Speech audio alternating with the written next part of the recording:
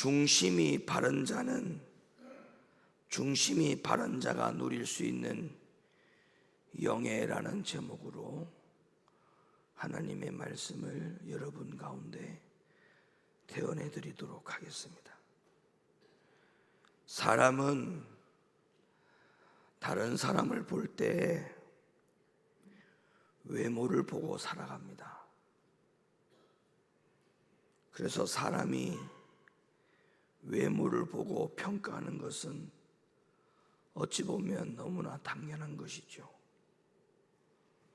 오늘 본문에 소개되고 있는 사무엘이라는 사람도 역시나 외모를 보았던 사람입니다. 그래서 사람은 대개 사람을 평가할 때 외모를 보고 평가하기 때문에, 그래서 오히려 하나님으로부터 외모를 보고 평가하는 사람들이 하나님에게 쓰임을 받지 못하는 사람들이 많이 있지요. 그러면서 외모를 보고 판단하고 살아가는 사람들을 향하여서 하나님의 입장을 밝혀주시기를, 너희는 외모를 보거니와 나는 외모를 보지 아니하고 사람의 중심을 보는 하나님이다 라고 말씀을 하시는 겁니다. 하나님은 사람을 볼 때 절대 외모를 보지 않습니다. 하나님은 사람을 볼 때 단 한 가지밖에 보지 않습니다. 그게 바로 뭐냐면 중심입니다. 여러분, 이 말을 다르게 표현을 하면 사람이 아무리 내세울 것이 많아도 중심이 바르지 아니하면 하나님께는 전혀 의미가 없는 사람에 불과한 겁니다.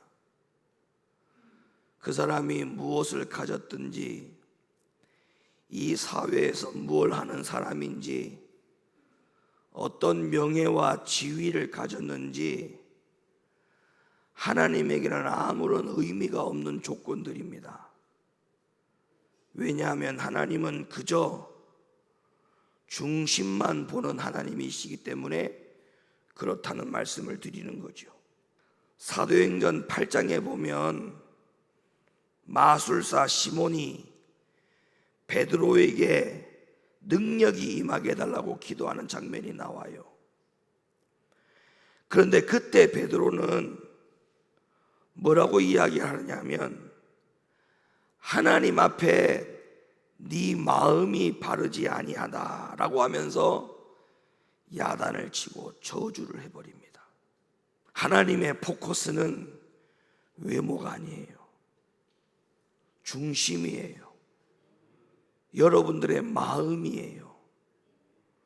오늘도 여러분은 하나님 앞에 예배 나올 때, 또 예배의 자리에 앉아있는 여러분들의 마음이, 여러분들의 중심이 어떠했느냐, 이거는 너무나도 중요한 문제입니다. 하나님의 눈은 불꽃 같은 눈이라고 말씀하고 있어요. 그 불꽃 같은 눈으로 우리 각 사람의 마음과 중심을 보시는 하나님이라는 이 사실을 여러분들이 반드시 명심하고 오늘도 주님 앞에 여러분들이 예배 드리기를 간절히 원합니다. 오늘 본문의 말씀에 뭐라고 되어 있었습니까? 나의 보는 것은 사람과 같지 아니하니 사람은 외모를 보거니와 나 여호와는 중심을 본다. 분명히 이렇게 말씀했어요. 히스기야가 하나님을 향했던 마음이 어떠했는가를 한번 보실까요? 이사야 38장 1절로부터 3절 말씀. 그 즈음에 히스기야가 병들어 죽게 되니 아모스의 아들 선지자 이사야가 나와 그에게 이르되 여호와께서 이같이 말씀하기를 너는 내 집에 유언하라. 네가 죽고 살지 못하리라 하셨나이다. 히스기야가 얼굴을 벽으로 향하고 여호와께 기도하여 가로되 여호와여 구하오니 내가 주의 앞에서 진실과 전심으로 행하며 주의 목전에서 선하게 행한 것을 주옵가옵소서 하고 심히 통곡하니, 자 보세요. 히스기야는 자신이 하나님 앞에 항상 온전했다라고 말하지 않았어요. 히스기야는 하나님 앞에 옳은 것을 하려고 고백한 사람이었어요. 이유가 뭘까요? 하나님은 마음과 중심을 보시는 하나님이기 때문에 히스기야가 그런 고백을 한 겁니다. 다음 구절 역시 너무나 중요한 말씀의 대목입니다. 하나님은 하나님을 향하여서 선한 뜻을 품지 않으면 결국에는 우리의 삶에 하나님이 심판하시고 괴로움만 받을 것이라고 성경이 그렇게 말씀하고 있어요.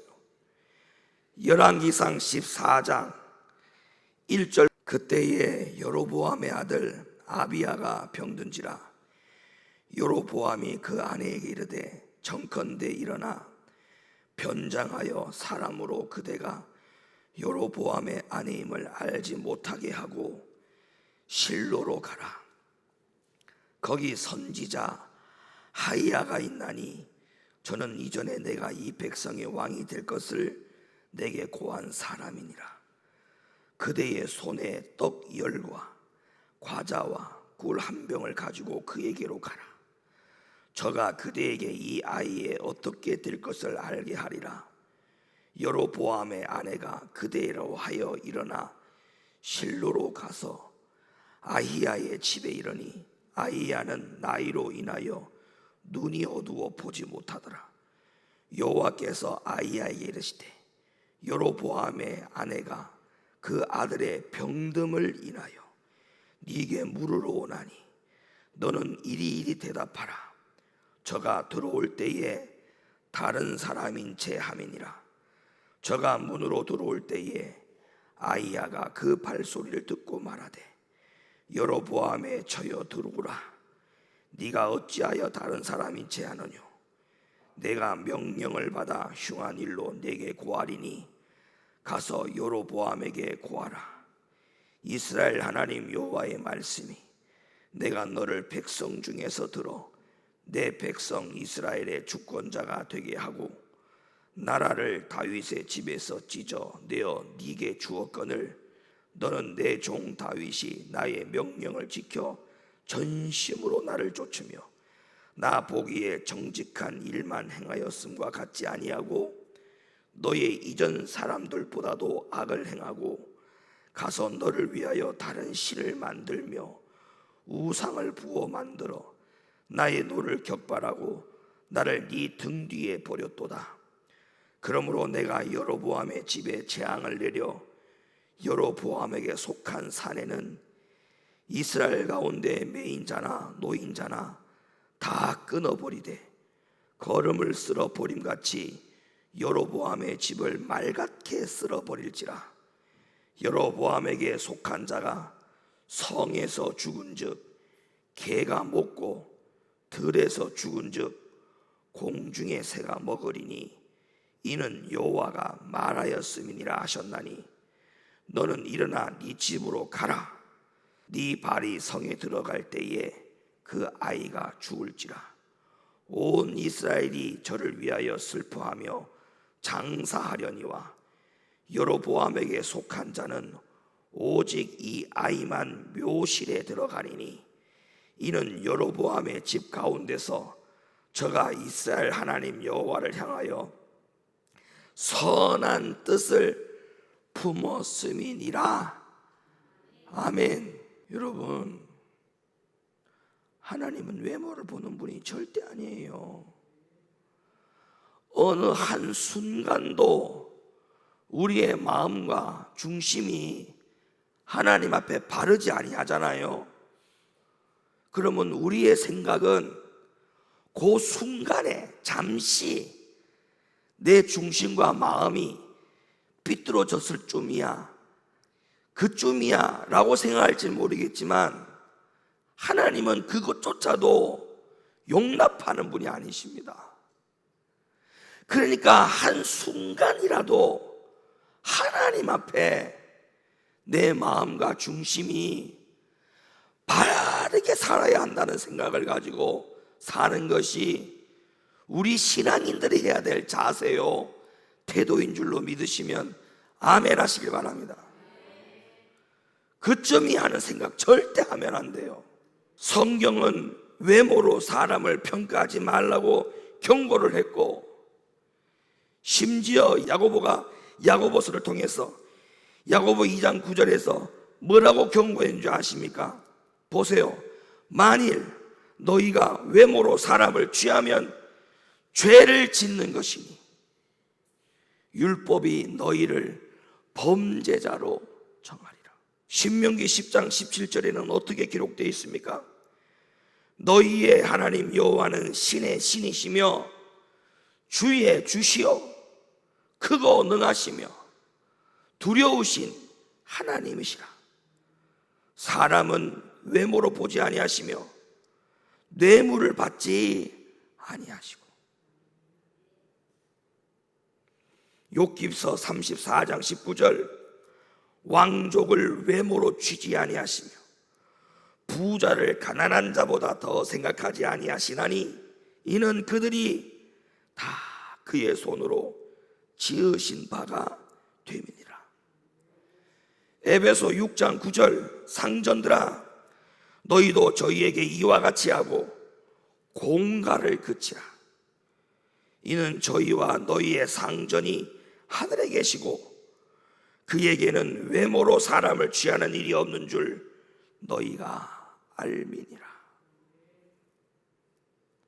여러분, 하나님은 우리를 볼 때 외모의 그 어떤 것도 보지 아니하시는 하나님이라는 사실을 명심하시기를 바랍니다. 예? 하나님은 우리를 볼 때 외모를 보는 분이 아니에요. 24시간 매 분 초마다 하나님은 우리 각자의 중심을 보고 계시다는 사실을 명심하셔야 됩니다. 어떤 마음으로 헌금하고 어떤 마음으로 기도하고 어떤 마음으로 교회에 나오고 어떤 마음으로 예배드리고 어떤 마음으로 교회 청소를 하고 어떤 마음으로 찬양을 하고 어떤 마음으로 맡은 사역을 감당하고 있는지 하나님은 행위를 보는 게 아니고 마음을 먼저 본다는 사실을 절대 잊어서는 안 됩니다. 그래서 우리가 하나님 앞에 중심이 항상 바른 자가 되어야 한다는 이 사실에 대해서는 어느 누구도 반론을 제기할 수 없고 동의하지 아니할 수가 없는 거죠. 그럼 어떤 자세와 태도가 중심이 바르냐? 이제 여기에 대해서 제가 여러분에게 말씀을 드릴 거예요. 일예로 중심이 바른 사람이었던 다윗을 통해서 여기에 대하여 답을 드리려고 합니다. 어떤 자세와 태도가 중심이 바른 사람이냐? 첫째, 다윗을 보더라도 우리가 알 수 있는 것은 나 중심이 아니라 철저히 하나님 중심이 바른 중심이고 바른 마음입니다. 나 중심으로 사는 사람은 하나님 앞에 바른 중심으로 사는 사람이 아닙니다. 다윗이 골리앗과 싸울 때에 그가 한 말을 한번 보세요. 사무엘상 17장 26절. 다윗이 곁에 섰는 사람들에게 말하여 가로되 이 블레셋 사람을 죽여 이스라엘의 치욕을 제하는 사람에게는 어떠한 대우를 하겠느냐? 이 할례 없는 블레셋 사람이 누구간데 사시는 하나님의 군대를 모욕하겠느냐? 사무엘상 17장 45절. 다윗이 블레셋 사람에게 이르되 너는 칼과 창과 단창으로 내게 오거니와 나는 만군의 여호와의 이름 곧 네가 모욕하는 이스라엘 군대의 하나님의 이름으로 네게 가노라. 오늘 여호와께서 너를 내 손에 붙이시리니 내가 너를 쳐서 네 머리를 베고 블레셋 군대의 시체로 오늘날 공중의 새와 땅의 들짐승들에게 주어 온 땅으로 이스라엘의 하나님이 계신 줄 알게 하겠다. 이게 누구 중심이에요? 여러분, 다윗이 전쟁에서 이길 수 있었던 비결이 뭔지 아세요? 마음의 중심이 발랐기 때문에 이겼던 거예요. 생각해 보세요. 인간적으로 생각하면 이길 수 없는 게임입니다. 절대 이길 수 없어요. 군대의 숫자로 봐도 이길 수가 없고 전력을 아무리 계산하고 따져도 이스라엘의 군대가 이길 수 없습니다. 그런데 어떻게 이겼느냐? 만약 여기서 다윗이 자기 중심으로 나갔다면 백전백패했습니다. 자기의 어떤 위상과 자기의 전쟁에 능한 것을 자랑했거나 자기가 이 전쟁에서 이겨서 명예를 위해서 전쟁에 나갔거나 했다면 그 중심은 하나님 중심이 아니고 자기 중심이었기 때문에 결코 그 전쟁에서 이길 수 없었어요. 그런데 다윗의 말을 보세요. 이 말을 보면 다윗의 마음과 중심이 어떠했는가를 알 수 있잖아요. 이 전쟁에서 이기고자 하는 이유가 뭐였어요? 이 전쟁에서 꼭 필시 이겨야만 했던 목적이 뭐였어요? 하나님을 드러내기 위해서 했던 거예요. 하나님이 어떠한 분인지를 내가 알게 하겠다. 그것 때문에 이겼던 거예요. 여러분이 주님을 위해서 무엇을 하시든지 간에 그걸 왜 해야 되는지, 무엇 때문에 해야 되는지, 거기에서 중심이 내가 되면 불평이 나와요. 내가 이거 왜 해야 돼? 왜 나만 해야 돼? 왜 내가 이걸 굳이 해야 돼? 전부 다 나잖아요, 나. 내가 이걸 꼭 해야 돼? 내가 힘들어서 못하겠는데? 내가 바빠서 안 되겠는데? 내가 이것 때문에 안 되겠는데? 다 나잖아요.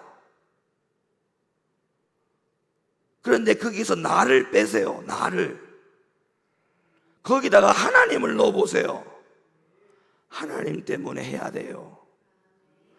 하나님 때문에 하는 거예요. 하나님 때문에 봉사하고, 하나님 때문에 청소하고, 하나님 때문에 기도하고, 하나님 때문에 내가 헌금하고, 하나님 때문에 내가 희생하는 거예요. 거기에 하나님을 빼니까 자꾸 불순종하고 불평하고 계산하고 하지 않잖아요. 그러니까 억지로 하고도 복을 못 받는 거예요. 하나님 앞에 바른 중심이라는 건 뭐냐? 나를 빼야 돼요. 나를. 그 자리에 누가 들어와야 된다고요? 하나님이 들어와야 돼요. 그래야 그 마음이 바른 마음이에요. 두 번째, 어떤 마음과 어떤 태도가 하나님 앞에 바른 것이냐? 나 중심이 아니라 하나님 백성 중심이었습니다. 나 중심이 아니고 하나님 백성 중심이었어요. 사무엘하 24장 1절, 15절, 17절. 여호와께서 다시 이스라엘을 향하여 진노하사 저희를 치시려고 다윗을 감동시키사 가서 이스라엘과 유다의 인구를 조사하러 하신지라. 이에 여호와께서 그 아침부터 정하신 때까지 온 역을 이스라엘에게 내리시니 단부터 부엘세바까지 백성의 죽은 자가 7만이니라. 다윗이 백성을 치는 천사를 보고 곧 여호와께 아뢰어 가로되 나는 범죄하였고 악을 행하여 쌉거니와 이 양무리는 무엇을 행하였나이까? 청컨대 주의 손으로 나와 내 아비의 집을 지소서 하니라. 여러분, 이게 무슨 말이냐면 이 당시 신하나 백성이 왕을 위해 목숨을 버리는 것은 너무나 당연한 시대였어요. 그런데도 다윗은 뭐라고 말하느냐? 왕이었던 다윗은 나는 범죄하였고 악을 행하였다. 이 양무리는, 이 백성은 무엇을 행하였나? 청컨대 주의 손으로 나와 내 아비 집을 치소서. 이 말은 이 땅의 모든 재앙은 이 백성들은 죄인이 아니고 내가 하나님 앞에 죄인이오니 차라리 나를 쳐달라고 백성이 가운데 왕이었던 다윗이 하나님 앞에 그렇게 간청하는 거예요. 여러분, 하나님 앞에 마음이 바른 사람은 나의 이익을 추구하는 사람이 되면 안 돼요. 교회를 위해서, 하나님의 나라를 위해서, 우리 교회의 성도들을 위해서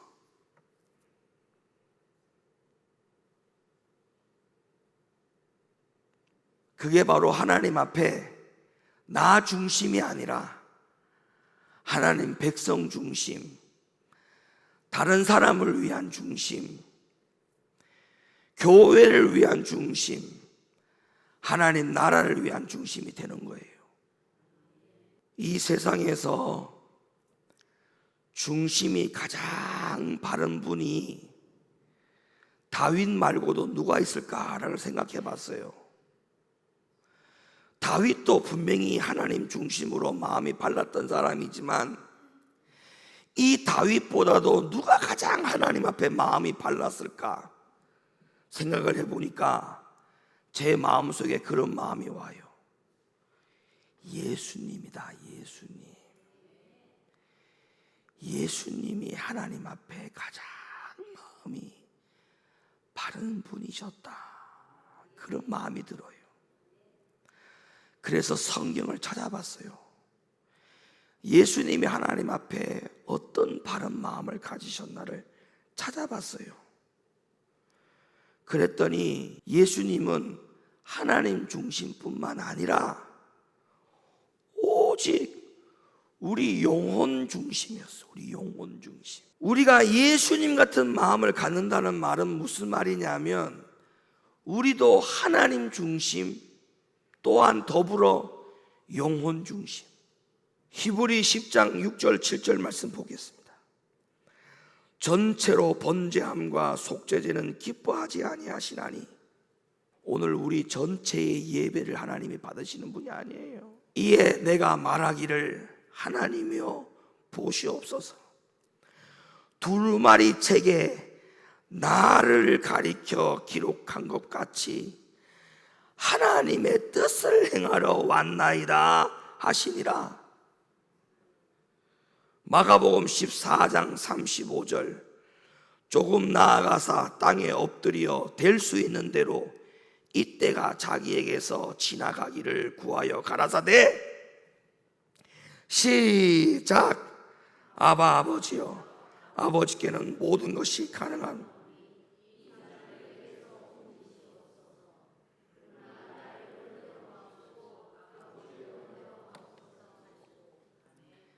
예수님은 오로지 하나님 중심이었고 영혼이 하나님 앞에 상달되어지는 그 관계가 이루어지는 것을 주님은 간절히 원하셨던 분이에요. 그러므로 하나님은 설사 우리에게 있어서 다른 면이 부족해도 중심이 바른 사람을 하나님은 택하여 사용하시지, 그렇지 않은 사람을 하나님은 절대 사용하지 않아요. 그러니까 다른 면이 좀 부족해도 괜찮아요. 돈 없어도 돼요. 병들어 있어도 돼요. 명예나 지위가 좀 남보다 떨어져도 괜찮아요. 그러나 뭐만 있으면 돼요? 마음의 중심이 바르면 돼요. 하나님 앞에 마음의 중심이 바르지 않았던 바리새인들이 예수님이 어떻게 하셨는지 여러분 모르십니까? 예수님은 바리새인들을 거들떠 보지도 않았어요. 오히려 뭐라고 경고했는가를 보세요. 마태복음 15장 12절, 이에 제자들이 나와 가로되 바리새인들이 이 말씀을 듣고 걸림이 된 줄 아시나이까? 예수께서 대답하여 가라사대 심은 것마다 내 천부께서 심어지지 않은 것은 뽑힐 것이니, 하나님이 심지 않은 거다 이렇게 이야기하잖아요. 그러면서 하나님이 심지 않았기 때문에 반드시 저들은 뽑힌다. 그냥 둬라. 그 다음에 뭐라고 말합니까? 저희는 소경이다. 소경이 소경을 인도하는데 놔둬라. 그러나 만일 소경이 소경을 인도하면 둘이 다 구정이에 빠지리라 하신대. 하나님은 그들을 인정하지 않았어요. 이유가 뭐예요? 마음의 중심이 발라지 않았어요. 그들은 예수를 예수로 인정하지 않았거든요. 그런데 예수가 스스로가 자기는 하나님의 아들이라고 그러고 이스라엘의 왕으로 왔다고 그러고 하나님의 말을 전한다라고 이야기하니까 바리새인들이 오기가 생긴 거예요. 무슨 오기? 니들이 알고 있는, 네가 알고 있는 하나님의 말씀과 우리 바리새인들이 알고 있는 하나님의 말씀 중에 어느 것이 더 하나님의 말씀이 옳은가를 한번 보자. 그래서 예수님이 뭔 말만 하면 자기들이 알고 있는 율법을 가지고 와서 대적하고 대응하고 이렇게 교만했단 말이에요. 교만했다고. 누구 중심으로 살았어요? 그래요, 나 중심으로 살았어요. 나 중심.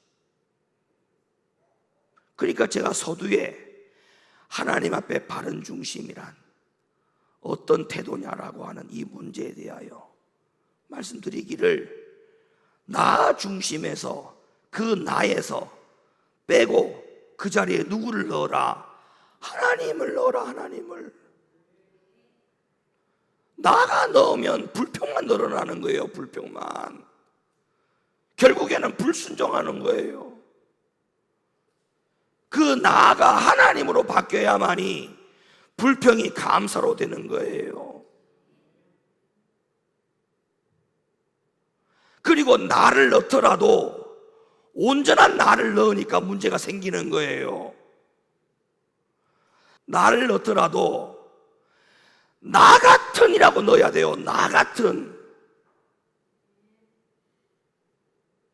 온전한 나를 넣지 말고 나 같은이라고 넣어야 돼요. 나 같은. 여러분, 이 중심이라는 게 얼마나 중요한 단어인가를 한번 보세요. 나라가 중심이 흔들리면 됩니까? 안 됩니까? 법원의 판사가 중심이 흔들리면 됩니까? 안 됩니까? 수사관 경찰이 한쪽으로 치우쳐서 중심이 흔들려 있으면 됩니까? 안 됩니까? 이 사회를 통제하고 있는 대한민국의 헌법이 중심이 틀어져 있으면 됩니까? 안 됩니까? 되는 게 하나도 없어요. 중심이 틀어지면 되는 게 하나도 없어요.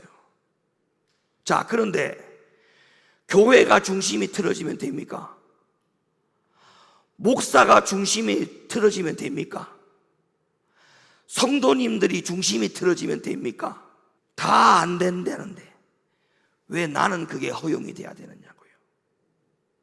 하나님은 오늘 이 예배를 보실 때 우리 전체의 예배를 보시는 하나님이 아니에요. 하나님은 외모를 보지 않아요. 아까 분명히 말씀하셨죠. 전체의 번제와 제사를 하나님 보지 않는다. 10,000명, 10만 명이 모여서 예배 드린다 하더라도 하나님이 보는 것은 그 사람의 마음과 중심을 보는 거지 전체를 보지 않아요. 외모를 보지 않아요. 그러니까 내가 있는 그곳에서 내 중심이 하나님 앞에 온전하게 보여질 수 있는 그 사람이 되는 예배가 중요한 것입니다. 오늘 이 자리에 여러분의 예배가 그런 예배, 오늘날 여러분의 헌신이 그런 마음의 중심이 바른 헌신이 되어질 수 있기를 간곡하게 부탁을 드립니다.